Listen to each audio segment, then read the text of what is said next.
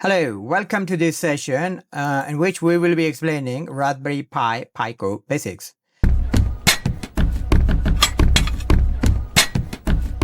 This tiny board, as you can see, is smaller than your pinky and is brain behind everything we're going to build in these projects. So Raspberry Pi Pico is built around RP2040 chip. So let's dive a bit deeper into Raspberry Pi specification and learn more about it, right?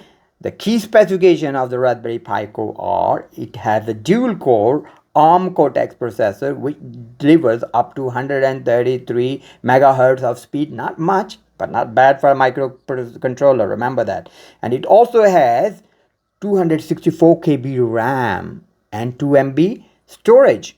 What it means is it's not a lot, but you can still program it, right? And it has 26 multi-purpose GPIO and general purpose input and output pins that lets you do anything, right? And it also has 3 analog input which we can take analog data and convert into a digital input. And why are we using Raspberry Pi Pico, this tiny little thing? Why not Arduino, right? This one, or Raspberry Pi 4R5, right? Why? Arduino is great, right? But Pico gives you more processing power, more memory, built-in support for PWM and analog reads, and all of that almost for the same price, right? On the other hand, as you can see, this Raspberry Pi 4 or 5 is more powerful, but it's overkill, isn't it? So Raspberry Pi Pico is the best option for both price and faster speed and cheaper price compared to Raspberry Pi 5 or 4. So in this section, we will go through the pinout of Raspberry Pi Pico. So to understand these pinout, you need to have a pinout diagram like this one, right? So what you will learn here is that you have a map that you can come back to any time that you want to use. So you have to remember it. So these are labeled GP0 to GP28. These are used general purpose, right? Input and output. And this is where the LED sensor, buzzer, and all those sensors that you use will be pinned. And they can get power like V3 and VBus, V6. VBus is basically drags 5 volt raw power from the USB. And V6 basically is the other way. If you want to give input to the Pico, you can use it without USB cable and attach a battery to it. So V3V is for 3.3 volt output. And then we have these 3 ADC pins, GP26, 27 and 28.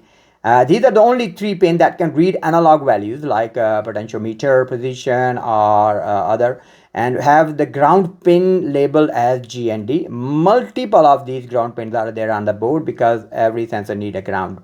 And you don't have to memorize all of this, because you can always come back to this and use it as you go along the course. You will find it easy to remember these.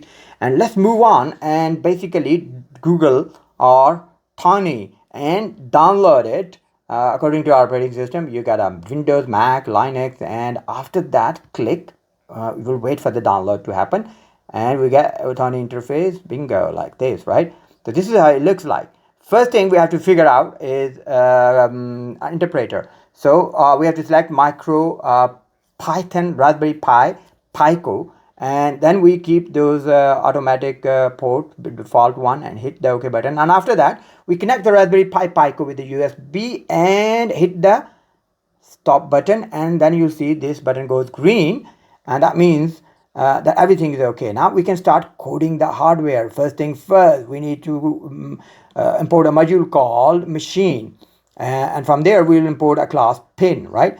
And this is what the basically machine module is, and it brings just a class pin, and so we can use it in our code. And we can import time module now, right? A built-in Python module that gives you delays, and we'll create variable name LED that use the pin that we just imported to create an object that we can store in a variable LED.